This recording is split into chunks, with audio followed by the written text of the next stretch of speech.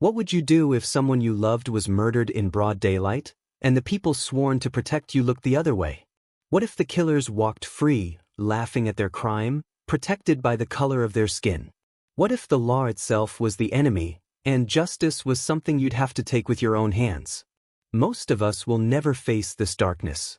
But in the summer of 1938, Bumpy Johnson did. And what happened next would become a ghost story whispered through Harlem for generations, a lesson carved in blood about what happens when you push a quiet man too far. The rope still hung from the tree branch, swaying in the August wind like a pendulum counting the hours since death. Flies gathered thick in the humid air, and the smell of burnt flesh mixed with honeysuckle from the neighbor's garden, a combination so obscene it made even hardened men turn away. They'd left the body there deliberately. A message. A warning. This is what happens when you forget your place. This is what we can do, and nobody will stop us. The white gang members who called themselves the White Legion had driven off in their Ford trucks 2 hours earlier, whooping and hollering, bottles of whiskey clinking in celebration. They'd done this before. They'd do it again. They always did. Because in 1938 New York, even in Harlem, there were places where the Old South still lived, pockets of hatred that the law protected with silence and turned heads. Bumpy Johnson stood at the edge of the crowd that morning, his face carved from stone, his eyes tracking every detail. The position of the knot. The burn marks on the wrists. The missing shoes. His cousin Marcus was 17 years old. Was past tense now. A boy who'd been walking home from his job at the grocery store, carrying bread for his mother, whistling a Duke Ellington tune. Marcus had smiled at the wrong white woman, or maybe he hadn't smiled enough, or maybe he'd just been young and black and breathing on a Tuesday afternoon when the White Legion was drunk and bored and looking for entertainment. The police had come. Eventually. 2 Irish cops who took their time walking up, who spoke in low voices with the gathered crowd but never once lifted their eyes to the body in the tree. "Nothing we can do," one of them muttered, loud enough for everyone to hear. "Didn't see nothing. No witnesses coming forward. You people need to learn to keep to yourselves, stay safe. You people." As if safety was something they controlled, something they could choose.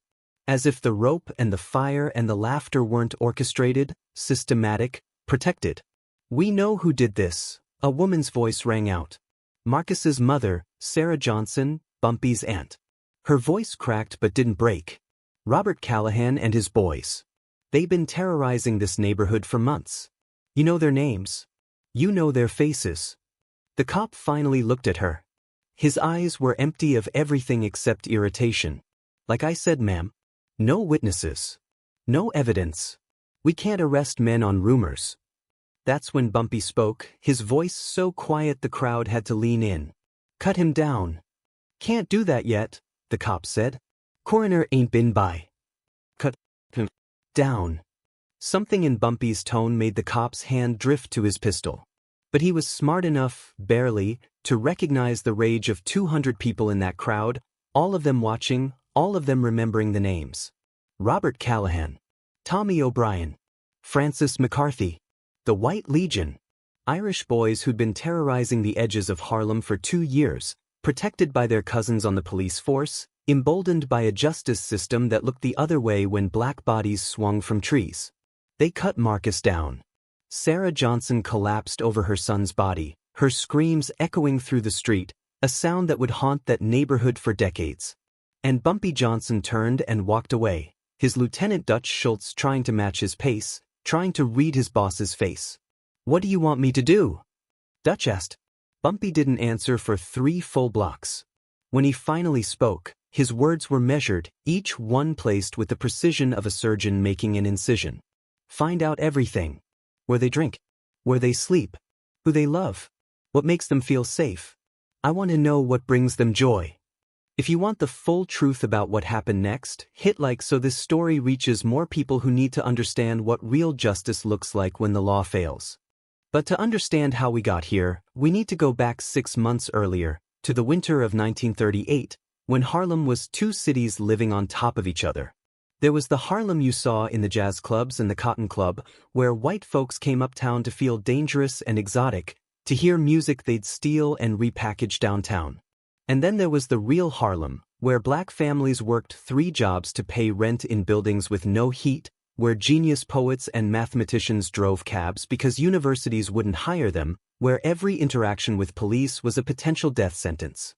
Bumpy Johnson was 31 years old that year. He'd been running numbers in Harlem for over a decade, building an empire based on one simple principle: protect your people, punish your enemies, never mistake mercy for weakness. He wasn't the loudest gangster in New York. He didn't wear flashy suits or drive chrome Cadillacs. He moved quiet, thought 3 steps ahead, and when he spoke, people listened because his word was gold. Boys. Without exception. Sarah Johnson was his father's sister, a woman who'd raised 6 children alone after her husband died in a factory accident that the company blamed on Negro carelessness to avoid paying compensation. Marcus was her youngest, a gentle boy who loved books and music, who wanted to be a teacher. He worked at Romano's grocery store on 145th Street, sweeping floors and stocking shelves, saving every penny for night classes at City College. The White Legion had started small. 5 Irish boys from Hell's Kitchen who'd been pushed out by Italian gangs, who came to the edges of Harlem thinking they could carve out territory by fear. They'd rough up black shopkeepers, demand protection money, assault women walking alone. And the police did nothing. Worse than nothing. They protected them. Because Robert Callahan's uncle was a police captain. Because Tommy O'Brien's father was a city councilman. Because in 1938 New York, there were 2 justice systems, and everyone knew which one you got depended on the color of your skin. Bumpy had heard the complaints for months. He'd sent warnings through intermediaries. Stay out of Harlem. Take your hatred somewhere else. Find easier targets. But the White Legion misunderstood his patience for weakness. They thought his restraint meant he was afraid. They didn't understand that Bumpy Johnson was a chess player, not a boxer. He didn't throw the first punch. He threw the last one.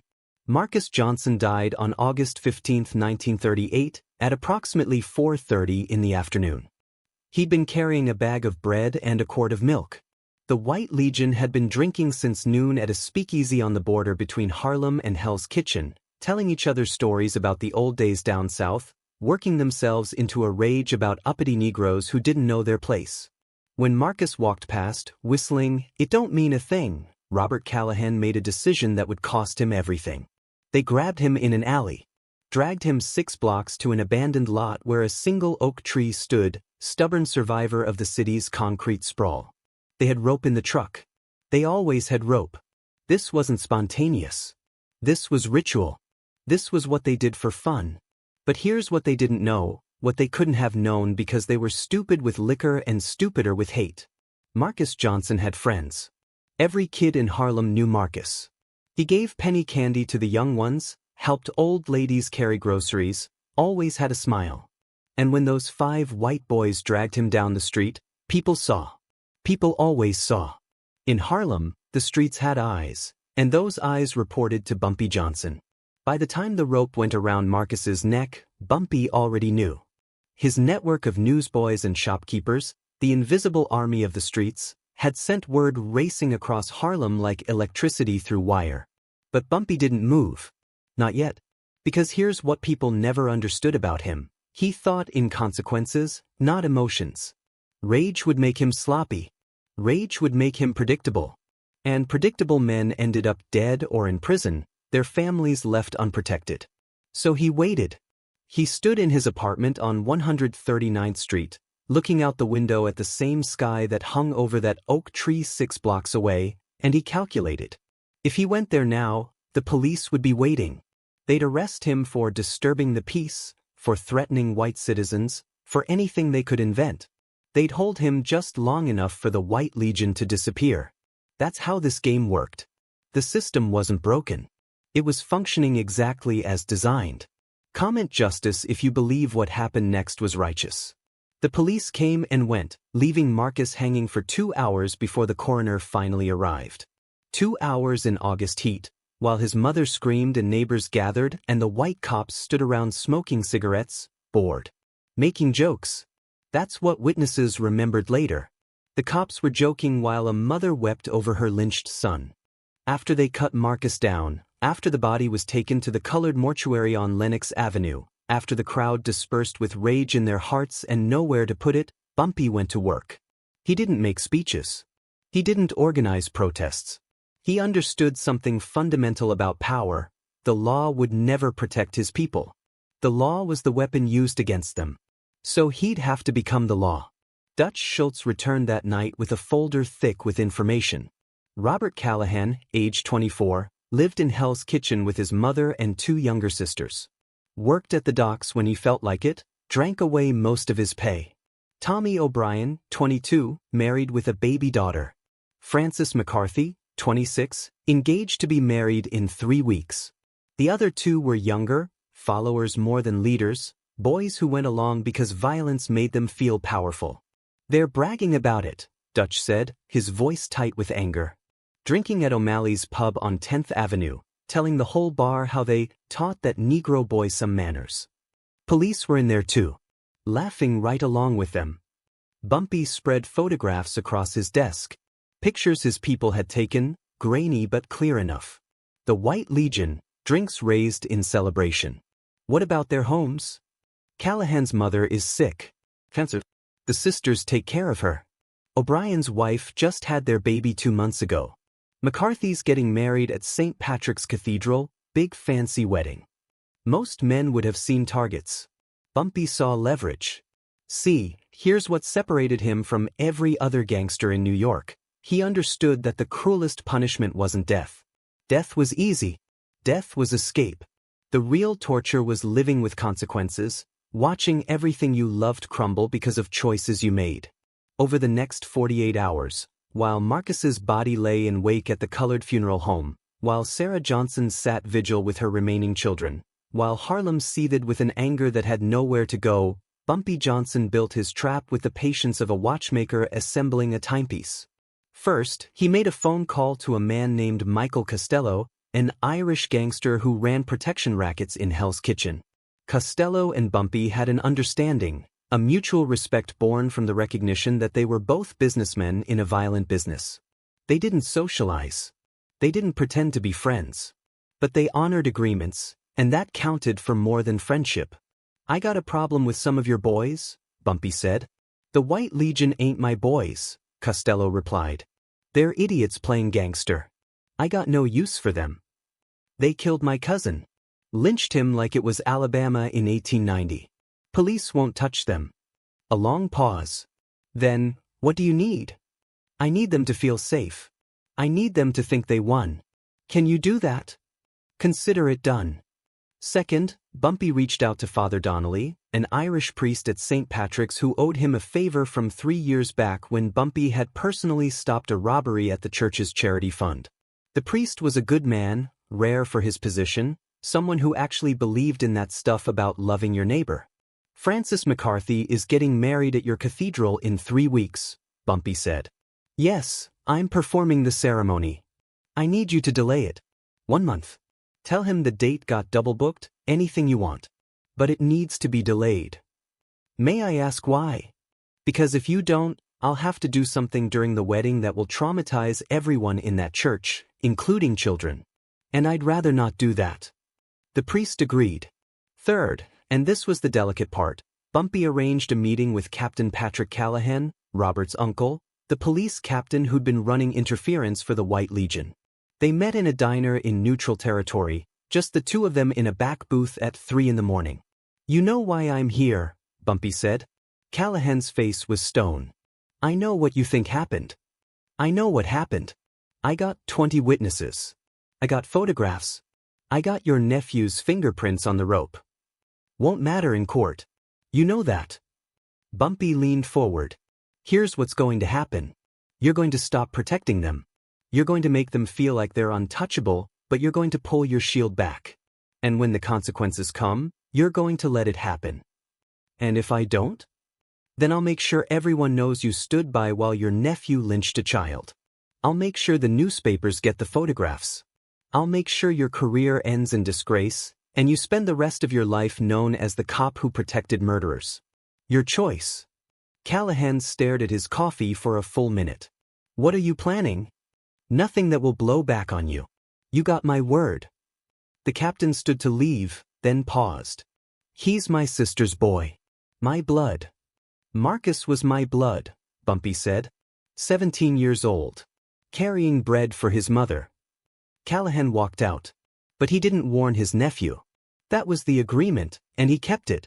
Type yes if you want to see how Bumpy made them all pay without firing a single shot. Now, let me tell you about the psychology of what Bumpy was doing, because this is where his genius lived. Most people think revenge is about violence. Strike fast, strike hard, make them suffer physically. That's what the White Legion expected. They'd been walking around armed for 2 days, watching over their shoulders, waiting for Bumpy's gang to come shooting. But Bumpy understood something deeper about human nature. He understood that physical pain ends. You can heal from a beating. You can even survive a bullet. What you can't heal from is guilt, regret, the slow torture of watching everything you love suffer because of your choices. Robert Callahan loved his mother. She was dying of cancer, living her last months in pain, and her greatest joy was her son. Tommy O'Brien had just become a father, and despite being a racist murderer, he loved that baby girl with genuine tenderness. Francis McCarthy was 3 weeks from marrying the woman he'd courted for 2 years, planning a life together. These men had murdered Marcus Johnson because they saw him as less than human. So Bumpy would teach them what it meant to be human. He would make them feel everything Marcus's mother felt. Plus, helplessness. The agony of watching someone you love suffer while the world looks the other way. On the 3rd day after the lynching at Marcus's funeral, Sarah Johnson stood before the packed church and spoke in a voice that didn't waver. My son was gentle. He believed in education, in rising up through knowledge. He believed this country would change, that his children would live in a better world. They took that from him. They took that from all of us. And I will not forgive. I will not forget. I will not tell you to turn the other cheek. Because there are times when evil must be met with consequences. My son's death will mean something. Bumpy sat in the back row, silent. But everyone in that church knew. The message had been sent. Now came the reckoning. Share this video so communities understand what was hiding in plain sight about how justice really worked. The White Legion made their first mistake on day 4. They relaxed. Captain Callahan had whispered to his nephew that the Negro gangster was all talk, that nothing would happen, that they were protected. Michael Costello had let it be known in Hell's Kitchen that the White Legion was under his protection, that any retaliation would be answered with war. The boys started drinking again, celebrating again, telling their story to anyone who'd listen. Robert Callahan woke up on the 5th morning to find his mother screaming. The medicine she needed, expensive cancer medication that was hard to get, had been stolen from their apartment. Every bottle, every pill, gone. He tore the place apart looking for it, convinced he'd misplaced it, but it was nowhere. When he went to the pharmacy to get more, he found out the prescription had been canceled. When he went to the doctor, the office was closed. Permanently. The doctor had moved his practice overnight. For 3 days, Callahan watched his mother suffer without medication. Watched her cry in pain. Watched his sisters try to comfort her while shooting him looks of disgust because they knew, somehow everyone knew, what he'd done. He ran from pharmacy to pharmacy, doctor to doctor, but doors closed in his face. Money couldn't buy what wasn't being sold. On the 8th day, a black woman appeared at his door. Old, dignified, wearing Sunday church clothes. Your mother is suffering, she said. I'm a nurse. I have the medicine she needs. Callahan's hand went to his knife. Get away from my door. Your mother is dying in pain because of what you did. That boy you killed? His mother is suffering too. Every day. For the rest of her life. You think your pain is special? You think your mother's pain matters more than hers? I said get away. The nurse set a bottle on the doorstep. 1 dose. Enough for today. You want more, you know what you have to do. She walked away, leaving the medicine sitting there like a judgment. Callahan stared at that bottle for an hour. Pride versus love. Hatred versus watching his mother scream. In the end, love won. It always does. He gave his mother the medicine. She slept peacefully for the first time in a week. And the next morning, there was another bottle on the doorstep, with a note. Every dose is a reminder. Every day of her comfort is paid for by a black child's death. Live with that. Tommy O'Brien's punishment was different. On day 6, his wife came home from the market to find their apartment ransacked, but nothing stolen. Just rearranged. Turned upside down. Their baby's crib moved to the center of the room with a single black rose laid across the blanket. No threats. No violence. Just the message, we can reach your child anytime we want. For the next week, O'Brien didn't sleep. He sat in a chair by his daughter's crib, gun in hand, watching the windows, watching the door. His wife begged him to tell her what was happening, why they were in danger, but he couldn't. Admitting what he'd done meant admitting what kind of man she'd married. Admitting what kind of father their daughter had. On day 13, the baby got sick. A fever. Nothing serious, just teething probably, but O'Brien was convinced it was poison. He took her to 3 different doctors, demanding tests, accusing the staff of trying to hurt his child. They looked at him like he was insane. Maybe he was. Guilt does that? Fear does that? The knowledge that you've made yourself an enemy of a man who could reach into your home and rearrange your furniture while you slept. The baby recovered. But O'Brien didn't. He started drinking heavier, snapping at his wife, seeing threats in every shadow. His friends avoided him. Even the other White Legion members started keeping distance because paranoia is contagious, and he reeked of it. Frances McCarthy's wedding got postponed, then postponed again when his fiancée's family suddenly couldn't agree on a date. Deposits were lost. The venue double-booked. The flowers never arrived. His fiancée started asking questions. Why did these things keep happening? Why did her friends whisper when she walked into rooms? Why did Father Donnelly look at Frances with such disappointment? Someone told her. Eventually, someone always tells. Maybe it was a coworker who'd heard the bragging at the bar. Maybe it was a friend of a friend who had black friends and couldn't stay silent. But one night, 3 weeks after Marcus died, Frances McCarthy's fiancé learned that the man she planned to marry had participated in a lynching. She left him, took the ring off, put it on the table and walked out. When he tried to explain, to justify, to tell her they were just teaching a lesson, she looked at him like he was something she'd scraped off her shoe. "You're a murderer," she said. "And I'm going to make sure everyone knows it." If this shocked you, comment remember below to honor Marcus Johnson's memory. Now here's where Bumpy's true genius showed. Because all of this, every single consequence, happened without him lifting a finger in violence. The medicine that disappeared and reappeared? Bumpy had contacts in every pharmacy, every medical supply house in New York. The doctors who closed their practices? They didn't close. They just refused to see Callahan. The break-in at O'Brien's apartment? Nobody broke in. Bumpy had bribed the landlord for a key, had his people rearrange the furniture during the 30 minutes O'Brien's wife was at the market. The wedding postponements? Father Donnelly had flexible ethics when children's lives were on the line. Bumpy was teaching them what it felt like to be powerless. To watch the system work against you. To have the world treat your suffering as invisible, your pain as deserved. He was teaching them what it felt like to be black in America, where the law wasn't protection but prosecution, where safety was an illusion that could be shattered any moment by men who saw you as less than human. But he wasn't done. Because the White Legion still walked free. They were suffering, yes, but they weren't paying. Not really. And Bumpy had made a promise at his cousin's funeral, standing over that small coffin while Sarah Johnson wept. Justice. Real justice. The kind that comes when the law fails. On day 42, Bumpy called a meeting.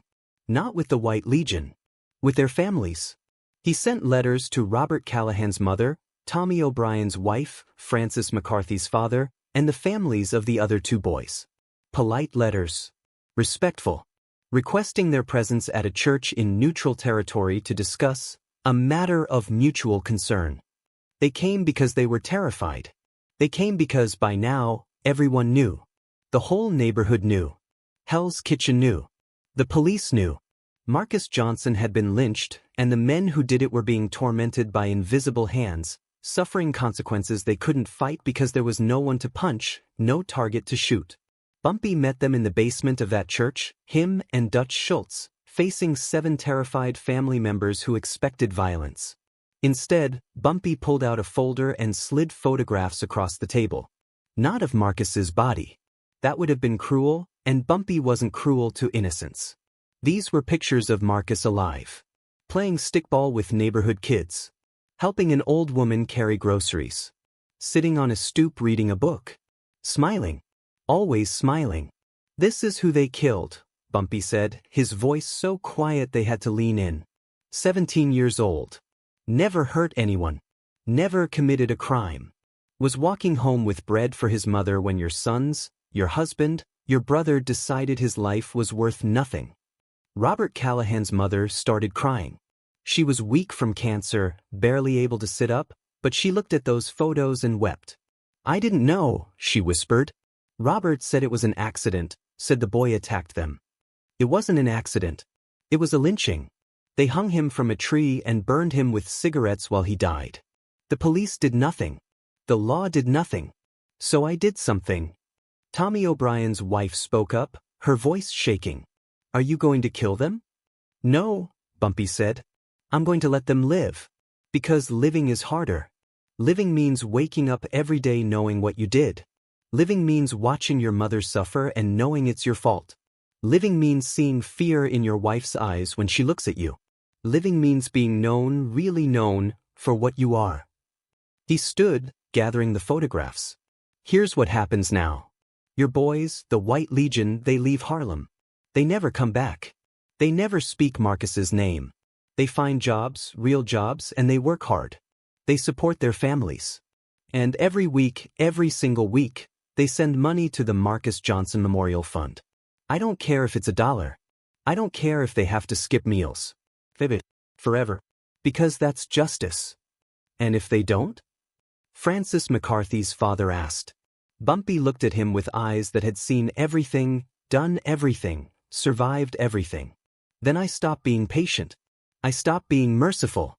And I become what you already think I am. A monster. But here's the difference between me and your sons. I only hurt people who hurt mine first." The families agreed. What choice did they have? Over the next month, the White Legion dissolved. Robert Callahan got a job at a factory and sent $3 a week to the Memorial Fund. Tommy O'Brien worked the docks and sent $5. Francis McCarthy never married, spent the rest of his life alone, sent $7 every week without fail until he died in 1972. The other two left New York entirely, but the money kept coming, forwarded from wherever they'd fled to. The Marcus Johnson Memorial Fund paid for scholarships, sent dozens of Harlem kids to college, built a community center, funded a legal aid clinic that helped families fight discrimination. Marcus's death, his meaningless murder by racist cowards, became something that built rather than destroyed. But the White Legion? They lived in their own private hell. Callahan's mother died 6 months later, and his last words to her were a confession about what he'd done. She died knowing her son was a murderer. O'Brien's wife divorced him when their daughter was 3, took the child and moved across the country, made sure that little girl never knew her father's name. McCarthy drank himself into an early grave, died alone in a boarding house with nothing but a photograph of the woman who'd left him and a stack of money order receipts for the Memorial Fund. The 2 younger boys lived longer, but not better. One became a paranoid recluse, convinced Bumpy would come for him eventually. The other found religion, spent 50 years trying to atone, traveling to black churches begging forgiveness that he never quite believed he'd received. None of them ever spent a day in jail. The law never touched them. But justice found them anyway. Because Bumpy Johnson understood something the legal system never grasped. Punishment isn't just about cages and gallows. Sometimes the cruelest justice is making people live with their choices, making them wake up every day and remember what they did, who they hurt, what they destroyed. Now let me ask you the question I started with, but deeper. What would you do if someone you loved was murdered and the law looked away? Would you have Bumpy's patience? His strategic brilliance? Or would you have grabbed a gun and gone looking for blood, given them exactly what they expected, proven their prejudices right, and ended up dead or imprisoned while they walked free? Because here's the hard truth. Rage is easy. Violence is easy. What's hard is thinking 3 steps ahead. What's hard is understanding that the best revenge isn't destruction, it's transformation. Bumpy could have killed those 5 boys. probably should have, by the laws of the street. But then what? They'd be martyrs. The police would have had an excuse to crack down on Harlem. Their families would have grieved them as heroes who died fighting Negro criminals. Instead, Bumpy made them live. Made them useful. Made them pay for Marcus's death every single week for the rest of their lives. Turned their hatred into education, their violence into opportunity. That's not mercy. That's strategic genius. That's understanding that the highest form of power is control, not chaos. But here's the harder question, the one that probably makes you uncomfortable. What would you have done if you were Robert Callahan? If you'd been raised in an environment that taught you black people were inferior, if you'd been drinking with your friends and someone said, let's go teach that Negro a lesson, if peer pressure and alcohol and systemic racism had created a moment where you made the worst choice of your life? I'm not asking you to sympathize with him. I'm asking you to understand that evil isn't always a cartoon villain. Sometimes it's ordinary people in extraordinary circumstances making terrible choices. And the punishment that destroys them isn't always the punishment that helps anyone else. Bumpy chose a punishment that built something.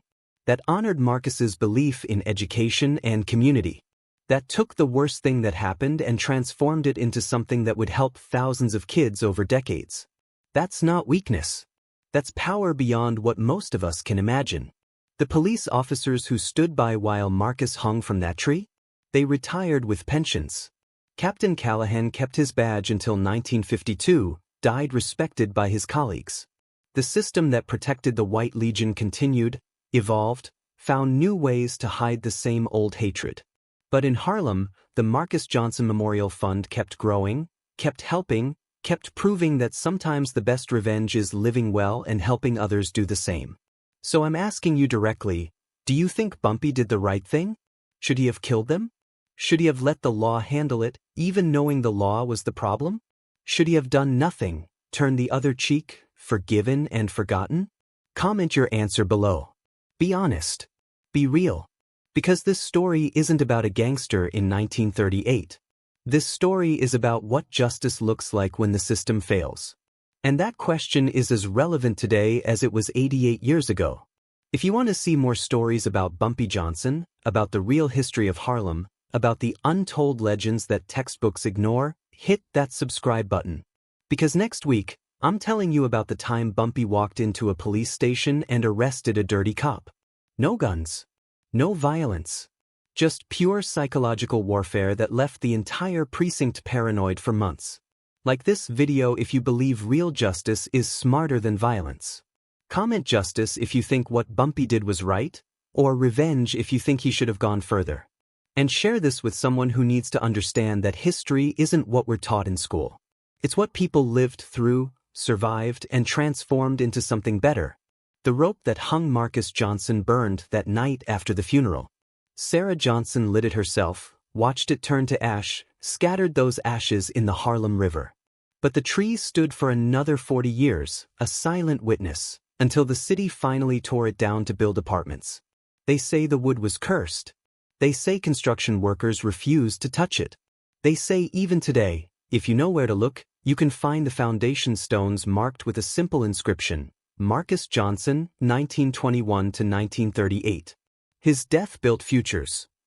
That's how you turn tragedy into legacy. That's how you make meaning from murder. That's what Bumpy Johnson understood that most people never will. The highest form of revenge is making your enemy's worst act become the foundation of something beautiful. Remember his name. Marcus Johnson. 17 years old. Murdered for being black and breathing. Avenged not with bullets but with scholarships. Not with blood but with buildings. Not with hatred but with help. And remember the lesson. When the law fails, justice doesn't have to. It just has to be smarter, more patient, more strategic than the evil it's fighting. Bumpy Johnson was all those things. And Harlem never forgot. Disclaimer, this video is a dramatized retelling created for educational and entertainment purposes. While based on historical context about Harlem in the 1930s and the real existence of Bumpy Johnson, specific incidents and details have been dramatized for narrative purposes. We've worked to honor the real history of racial violence and the justice struggles of the era, but specific dialogue and some events are creative interpretations meant to illustrate larger historical truths about systemic racism and community resistance.